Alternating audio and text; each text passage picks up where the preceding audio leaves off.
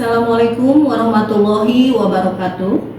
Saya Desi Aliana, peserta BCKS dari Kabupaten Lebak, akan menyampaikan analisis 9 langkah pengambilan keputusan dari sebuah kasus.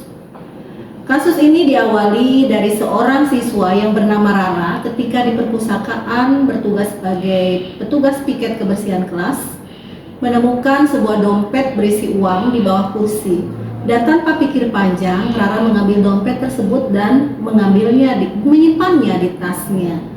Tetapi beberapa saat kemudian terdengar pengumuman ada seorang anak yang bernama Nina justru kehilangan dompetnya saat membaca buku di perpustakaan. Dan kebetulan pada saat itu Tari berada di perpustakaan sejak awal dan melihat jelas bahwa Rara mengambil dompet tersebut dan memasukkannya ke dalam tasnya. Nah, kini Tari dihadapkan pada sebuah dilema. Di satu sisi ia tahu bahwa dompet itu milik Nina dan yang kejujuran adalah nilai yang harus ditegakkan. Di sisi lain, Rara adalah sahabat dekatnya yang juga sering menolongnya dalam mengerjakan tugas-tugasnya. Bagaimanakah langkah-langkah pengambilan keputusan dari kasus tersebut? Saya coba analisis pertama dari langkah pertama, menemukan nilai-nilai yang saling bertentangan dalam kasus ini, yaitu ada nilai kejujuran versus loyalitas, ya, dimana Tari harus jujur menghadapi bahwa Rani adalah mengambil hak milik orang lain. Kemudian yang kedua, nilai tanggung jawab bertentangan dengan kepentingan pribadi. Dan yang ketiga, ada nilai yang ditemukan adalah nilai belas kasihan terhadap kondisi Rara, bertentangan dengan penegakan aturan. Dan langkah yang kedua, siapa saja yang terlibat di dalam situasi pada kasus ini? Pertama ada Nina, pemilik dompetnya, Rara yang mengambil dompet, kemudian Tari, saksi yang bingung menghadapi dilema ini, dan Busri, seorang pustakawan yang mengumumkan kehilangan sebagai pihak berwenang di perpustakaan. Dan langkah ketiga, fakta-fakta yang relevan dengan situasi pada kasus ini. Pertama, Rara pada saat itu bertugas piket dan menemukan dompet. Kejadiannya pada saat di perpustakaan sekolah. Kemudian Tari melihat langsung tindakan Rara. Busri mengumumkan bahwa Nina kehilangan dompet. Dan reputasi sekolah dan rasa aman komunitas dapat berpengaruh jika masalah ini tidak ditangani. Maka ke langkah keempat selanjutnya, pengujian benar atau salah yang mana yang bisa dilakukan untuk kasus ini. Pertama, menggunakan uji legal, mengambil barang orang lain tanpa izin adalah tindakan yang melanggar norma.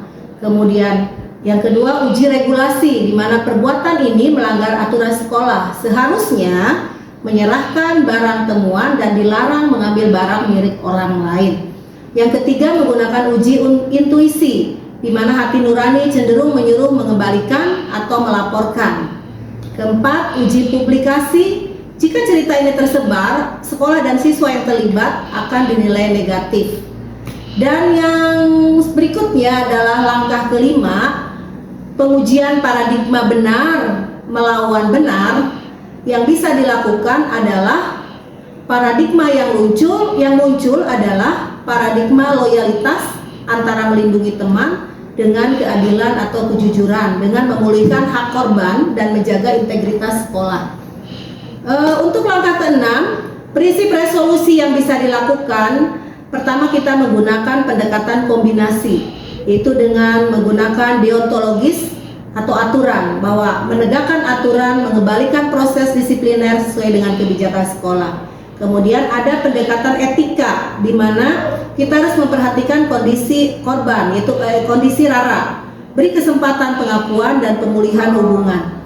Dan yang selanjutnya pendekatan konsekuensialis, di mana pilih langkah yang bisa memulihkan korban, menjaga kepercayaan komunitas sekolah, dan mencegah perilakunya berulang kembali. Kemudian langkah ketujuh, opsi lain yang lebih kreatif, adil, dan bijak yang bisa dilakukan adalah pertama ada konfrontasi langsung dan minta kembalikan. Jadi cepat dengan mengembalikan bisa menyelamatkan hubungan jika Rara bersedia. Kemudian yang kedua, bisa lapor segera ke Busri atau kepala sekolah akan menjamin keadilan tetapi berisiko memang merusak persahabatan. Dan yang ketiga, diam, tidak melapor untuk menjaga persahabatan tapi merugikan Nina dan mengabaikan nilai-nilai yang tidak etis itu. Maka opsi kreatifnya adalah menggunakan trilema solusi ketiga. Selanjutnya, untuk langkah ke-8, keputusan akhir yang bisa diambil sesuai dengan analisis kasus keempat adalah langkah pertama yang dilakukan oleh Tari.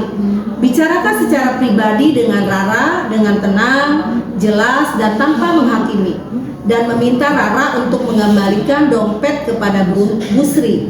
Dan yang kedua, jika Rara setuju, maka dampingi ke Bu Sri, serahkan dompetnya, minta Rara meminta maaf ke Nina di hadapan Bu Sri, dan lakukan tindakan untuk mengembalikan uangnya kembali.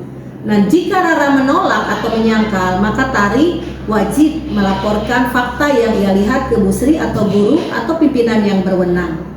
Perlindungan bagi Tari, pastikan bahwa Tari tidak mendapatkan intimidasi. Kemudian proses implementasinya dijalankan dengan fokus pada pemulihan korban. Ini adalah pembelajaran bagi pelaku dan keadilan yang proporsional, bukan mempermalukan. Jika pola ini berulang ditemukan, tetap terapkan sanksi yang lebih tegas dan kita libatkan orang tua.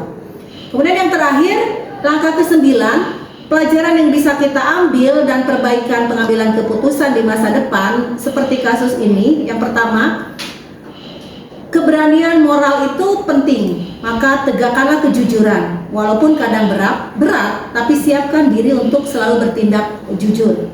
Kemudian yang kedua, loyalitas yang sehat tidak menutupi kerugian orang lain. Ketiga, pentingnya prosedur dan dokumentasi. Catat fakta saat menyaksikan kejadian itu untuk memudahkan penyelesaian. Dan refleksi pribadi setelah kejadian ini, maka kita harus memerlukan evaluasi perasaan dan tindakan. Apakah keputusan ini konsisten dengan nilai-nilai yang ingin dijaga? Dan kejadian ini akan menjadi alasan untuk memperjelas aturan, barang temuan, dan sosialisasinya, tentunya untuk membangun kebijakan sekolah yang jelas.